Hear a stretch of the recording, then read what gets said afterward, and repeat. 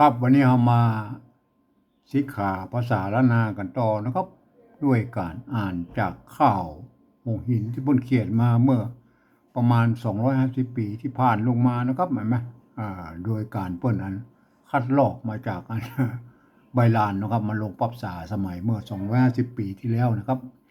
ข้าวหงหินนั้นมันเป็นข้าวโบราณนะครับเล่ากันในวัดในวาเพราะว่าเปิ้นถือว่ากำมารน้อยก็พระเอกในเรื่องเนี่ย เป็นพระโพธิสัตว์มาเกิดอีหรอ ก็เลยเล่ากันในวัดในวาระว่าหลังมามันจะเป็นมาเป็นข่าวชาวบ้านแล้วมันจะมีอันที่พอเขาลอกมาจากอันมาลงปับษาเนี่ยมันไม่จะมีอยู่ที่หันมานะครับ มันจะมีอยู่3 ฉบับนะครับ ก็คือฉบับของลำปางนะครับใช่ไหมที่หนึ่งแล้วก็ฉบับของอันเชียงใหม่ที่หนึ่งครับแล้วฉบับของ2468เต็มที่หนึ่งก็เห็นไหม ก็ยังมีทำลายอยู่นะครับ แต่ครับผมเจอเต้าเอี้ยนะครับเห็นไหมก็เฮามาเล่าต่อนะครับฉบับ2468นั้นมันเล่าไปหมดแล้วเมื่ออันมันหายไป มันมีเต้าอัน34 บทมันก็หมดแล้วนะครับเห็นไหมมันบ่จบอะครับเห็นไหมเฮามาต่อของลำปางนะครับเห็นไหมวันนี้นะมาต่อหลายตอนละโอเคนะครับมาถึงนี่เห็นไหมเอาละอันตอนก่อนมาถึงนี้นะครับแม่กาดห้องแม่กาดห้อง เข้าแม่กาดห้องเข้าบ่อขาดกำเอาตบตาตบตานะครับวันนี้มาต่อนะครับมาต่อขยายแล้วเนาะลังพ่องอุบายนะครับลังพ่องอุบาย ไปยืมอันนี้มันหายไปนะซะไม่แก่อันสรุปแล้วเป็นแม่นะครับไปยืมแม่ไปยืมแม่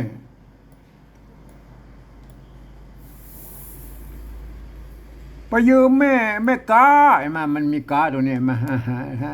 ละลอลิงเนี่ยเพิ่นเอากำไว้เฉยๆแล้วไปอ่านเพิ่นก็ไปยืมแม่กานะครับอันนี้4นะครับ4เป็น5 4เป็น5คืนแตนคืนแตนมาก็100 ละ 20นะ4 5100 ละ 10ก็100 ละ 20100 ละ 20ก็ล่างพ้องนั้นขอจำนำขอจำนำน้ำแหวนนะครับจับน้ำแหวนวันผูกจักแตน10เป็น15 10เป็น15นี่แก่ไปนะแก่ไปมันแก่100 ละ 20นะพัด3 วันอันบอก3 วันนึงมาไทยเนอะถ้ามันบานพุธนะเฮ้ยลายแต่เฮ้ยสมัยนั้นน่ะลวดบ่หันนะ3 วันลวดบ่หันนะพุธสัญญาพุธละของขาดละลวดหูเอาละนุ่มนะว่ามันมี2 อันไม่2 น้อยนุ่มตงเต่งนุ่มตงเต่งละเลงด้วยจูครบเปื่อนเขาเปื่อนเจ้าวังเจ้าวังนะครับลังพ่องลังพ่อง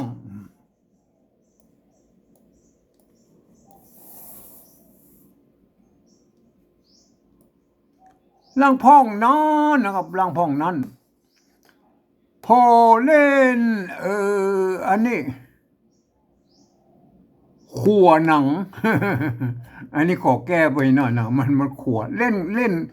มันเล่นขัวหนังนี่มันเป็นยังไงมันไม่ได้นะมันขัวหนังมันต้องขนนะครับเล่นโขนนั่นน่ะเป็นขนหนังน่ะ เอาเปลี่ยนเป็นขนนะครับขนหนังนะครับเล่นโขนนะถ้ามันเป็นไทยเนาะก็โขนยาวนั่นนะอันขนนะก็ขนหนังนะหนังขน เมื่อกลางวันเมื่อกลางวันจนดึกจนดึกเที่ยงคืนนะครับลู กจูงหลานเนาะห่อเข้าเอ่อไปป้อนหมู่เข้าไปป้อนหมู่เข้าไปป้อนพ้องเมานักกรม่านงี้อ่ะอันนี้ก็เหมือนกันนะเมานักกรหน่อยมั้ยมันไม่ใช่นะมันต้องเป็นละ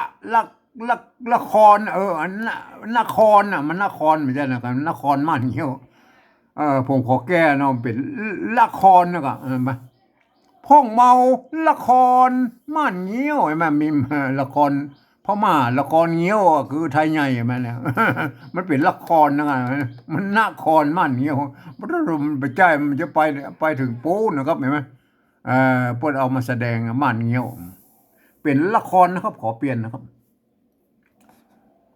หมากปูยา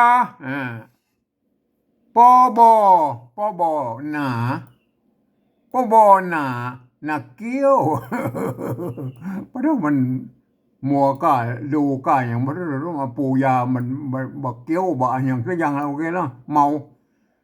ลังพ่องานเมาซอ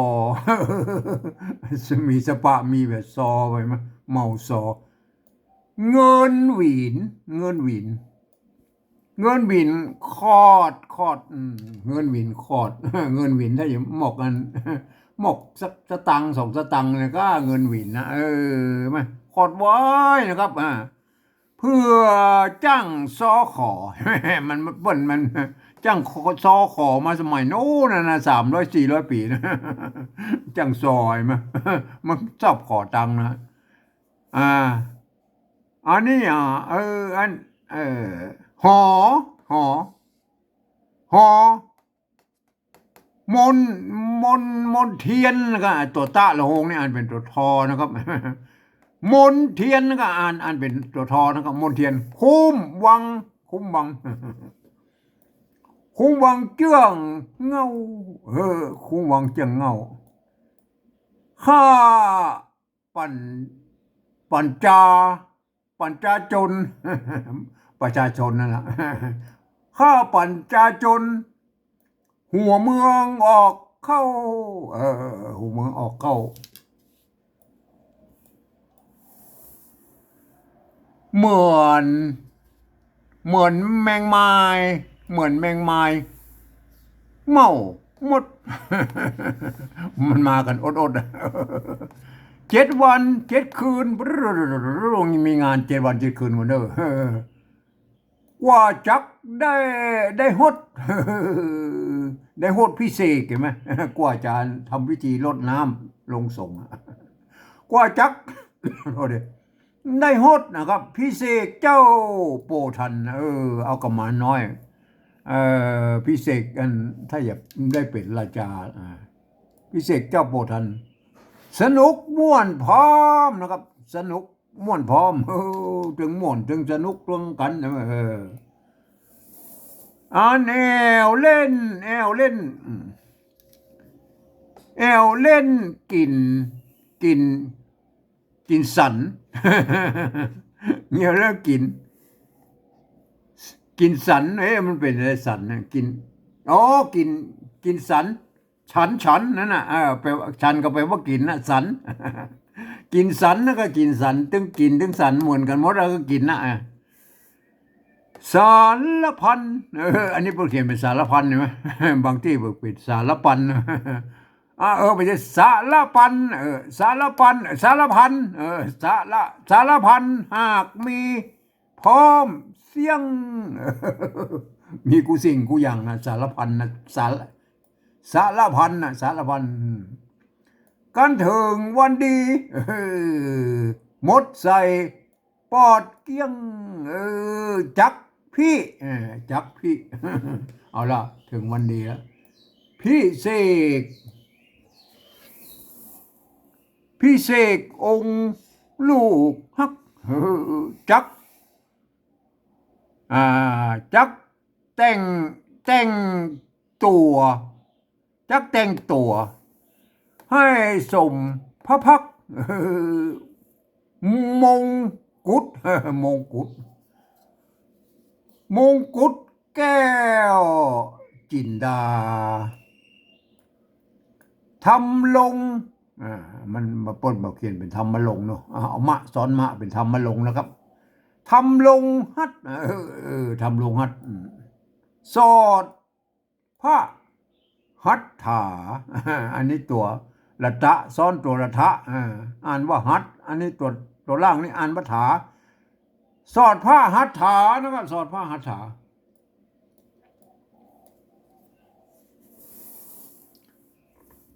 ส่วนจดาส่วนสดาไม่ใช่จดาด้วยดิ ส่วนสดาทับทิมสวงคายห้อยทับทิมสวงคายห้อยอ่านสนับนะครับสนับเผาสนับเผาสนับเผาติดเจิงผ้าต้อยปักเข็มเอาแล้ว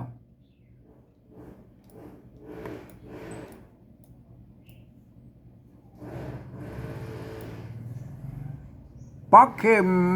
พลอยสว่างเพชรขวาปักเข็มพลอยสว่างอันนี้อ่านว่าสว่างนะไม่ใช่สว่างนะครับสว่างเพชรนะสว่างเพชรจักลาจักลาจักลาจักลา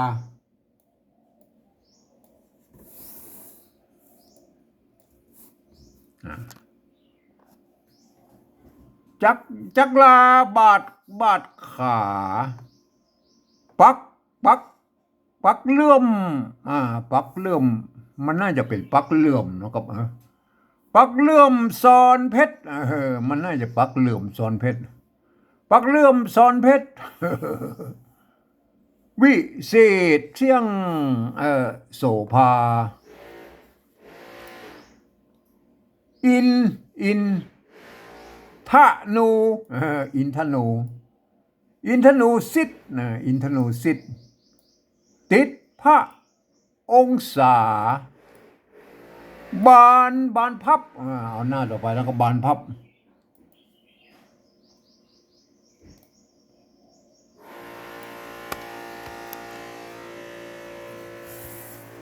บานพับจินดานะครับบานขยายหน่อยบานพับจินดานะครับทับทิมพ่องพ่องแผ้วมันเป็นพ่องแผ้วมันน่าอันตัวพระเอาตัวพระเขียนเนาะถ้าเราเป็นตัวพระเขียนมันพ่องนะครับฮะทับทิมพ่องแผ้วอันนี้เปลี่ยนหน่อยนะเปลี่ยนเป็นตัวพระนะครับ มันพระตัวพระเป็นอักษรสูงอักษรต่ำตัวพระเป็นอักษรสูงมันเป็นตัวเดียวกันนะครับทับทิมพ่องแผ้วนะครับกำไลสวมก่อน กำไรสวมก่อนล้วนจี้นอนแก้วแถวมุกขา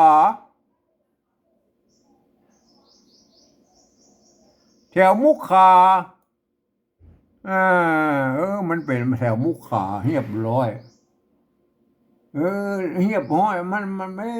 มันทำไมมันออกเสียงจัตวาแก้วแถวมุกขาเงียบห้อยอันนี้มันเป็นยังไงมุกขานะเอาละอันนี้มันเนี่ยมันน่าจะลงไปเสียงสามัญนะครับละเดี๋ยวก็ว่า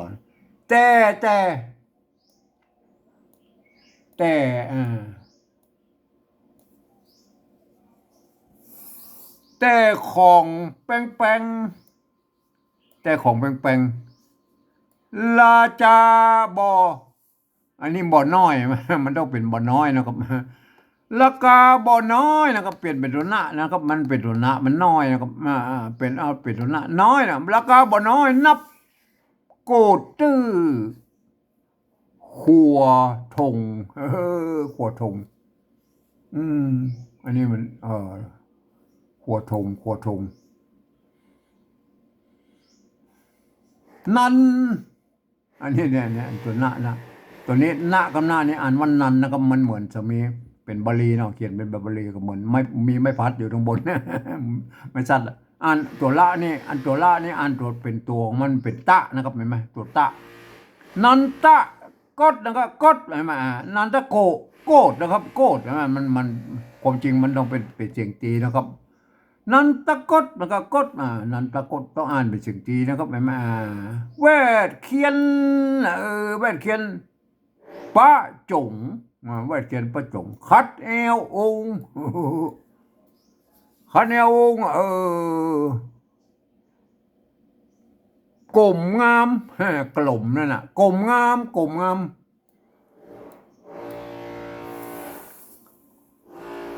กลมงามกลมงามหูบเจ้านะครับหมายมานุ่งยศทองยศทองเป็นของขิ้นเจ้าเป็นของยศทองเป็นของขิ้นเจ้าอันนี้มันเป็นอันสวยปลาลายมาผมเติมมาเยอะไปหน่อยนะครับสวยปลาลาเจื้องท้ายนะที่พวกเรามาฮื้อน่ะสวยเห็นไหมสวยของเมืองสวยปลาลาเจียงไท้ายมันสวยปลานี่มันมีโอเคนะครับสวยปลาเจียงไท้ายเมืองธานีนำมาบ่ร้ายนะครับเมืองธานีกับเมืองต่างๆนะมันโอ้สวยสปะปนจะเอามาเหือสลาบเสื้อนะครับสลาบเสื้อสมองค์ห้องพระบาทเต้าห้องกินให้เป็นทุงกินถ้าลบไม่ใช่โทษดิตานกนะครับตานกหางหงเนื้อคำคงจ้าทองย้อมเข้ม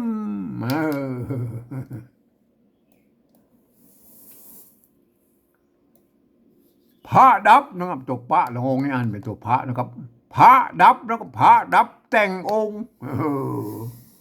เหมือนอิน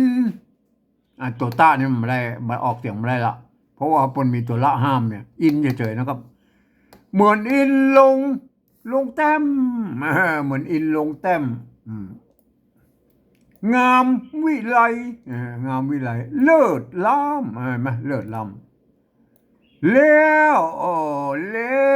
อันนี้ตัวหะละโฮงนี่อ่านเป็นตัวหะตัวเดียวนะครับละเนี่ยมันต้องเอามากำเฉยแล้วแห่อันสะนะครับสะเด็ดนะครับสะละโฮงนี่อ่านเป็นสอลอลิงนะครับเสด็จแล้วแห่เสด็จไปที่โฮงนะครับโฮงไปที่โฮงน้ำนะครับหอส่งเจ้าราชาเอาราชาได้ไปหดน้ำทำพิเศษละการฮอดแล้วฮอดแล้วก็ถึงแล้วนะฮอดแล้วก็พัดภูษาพัดภูษานี่มันเป็นยังไงใช่ผมยาวอีกอะพัดภูษาสะบัดไปสะบัดมาในพัดภูษาอันมะภูษามณีจินดาสุวรรณเครื่องยองอันนี้เป็นเครื่องยองเอาเปลี่ยนเป็นไม้ขอจ้างนะเป็นสุวรรณเครื่องย่องมันต้องเอาลงถึงโทพิเศษโทเมืองเลยไหมนุ่งผ้าขาว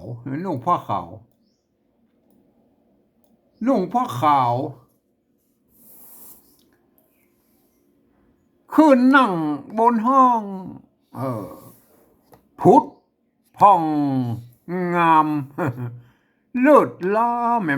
เหมือนตะกี้นะแม่พุทธพองงามมันต้องลงในเสียงสมัญนะครับแม่ตะกี้มันเป็นมุกขายนะก็เดี๋ยวเราลองไปกอยแล้วก็ที่แปะไว้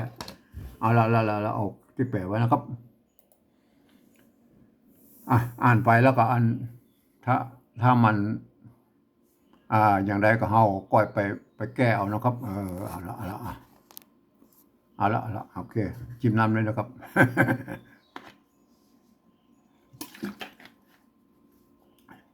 ถ้ามันบัดลงอันฉันทะลักป่นมันถึงจ้อยบ่เข้าครับมันจะจ้อยมันได้อ่าลังพ่องอุบายไปยืมแม่กาสี่เป็นห้าคืนแตนอันเนี้ยเป็นตามรักแบบนี้ครับลังพ่องนั้นขอจำนำแหวนวันผูกจักแตน10เป็น15พัด3 วันลวดบ่หันมาปุดสัญญาลวดหูหนุ่มตรงเตง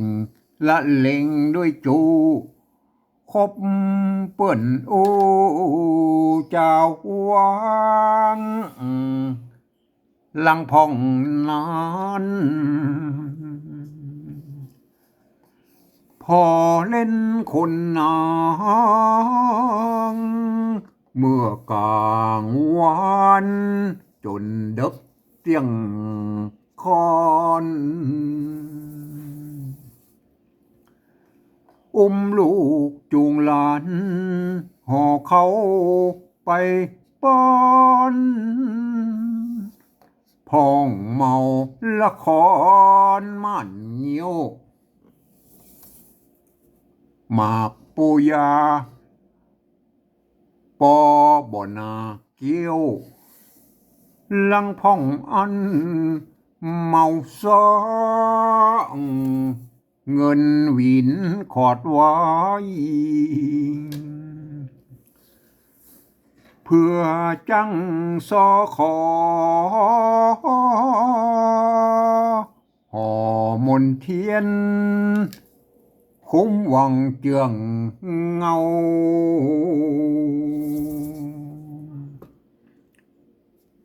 ข้าปัญจาจนหัวเมืองออกเข้าเหมือนแมงไม้เมาหมด7 วันคืน7 วัน 7 คืน7 วัน 7 คืนกว่าจักได้หดพิเศษเจ้าปูทานสนุกม่วนพร้อมแอวเล่นกินสันสะละพันหากมีพร้อมเสียงกันถึงวันดีหมดใส่ปอดเกียงจากพิเศษองค์ลูกฮักจักแต่งตัวให้สมพระพักมงกุฎแก้วจินดา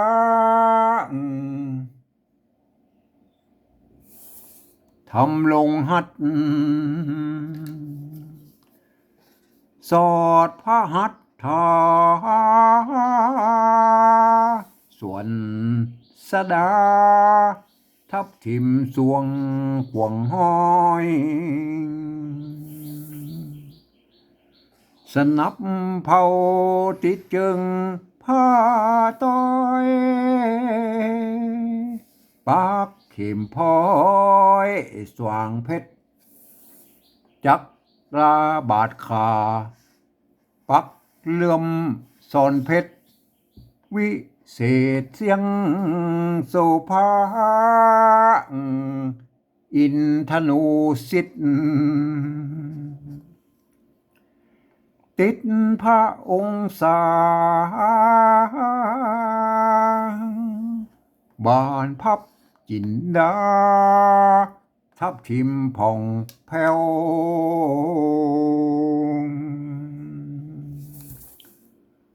กำไลสวมก่อน ล้วนตีนอนแก้วแถวมุกดาเงียบห้อย แต่ของแป้งราคาบ่น้อย นับโกดตื้อขัวทองนันตะกด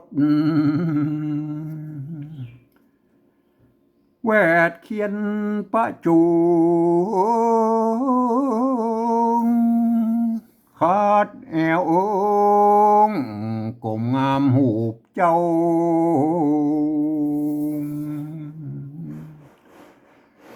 นุ่งยกทองเป็นของขิ้นเจ้าสวยปลาเจื้องไทยเมืองธานีนำมาบ่ไรสลาบเสื้อสมองห้องพระบาทตาบูตะนกห่างหูเนื้อคำโคงจะทองย้อมเข้มพระดับแต่งองค์เหมือนอินลงเต็มงามวิไลเลิศล้ำแห่เสด็จไปที่โฮงน้ำหอส่งเจ้าลาจางการหอดแล้วก็พัดผู้สางมะนีจินดาสุวรรณเครื่องยังนุ่งผ้าขาวคือนั่งบนห้องพูดผ่องงามเลิศล้ำพูดผ่องงามเลิศล้ำเลยนายเฮ้ยครับถ้าจะอ่านยกกำมานขึ้นเป็นนั่งเมืองทำพิธีลงส่งน้ำส่งเนี่ยแล้วก็ยังมาหมดเลยนะครับวันพรุ่งนี้เรามาต่อกันหน่อยนะครับวันนี้เอาแค่นี้ก่อนนะครับ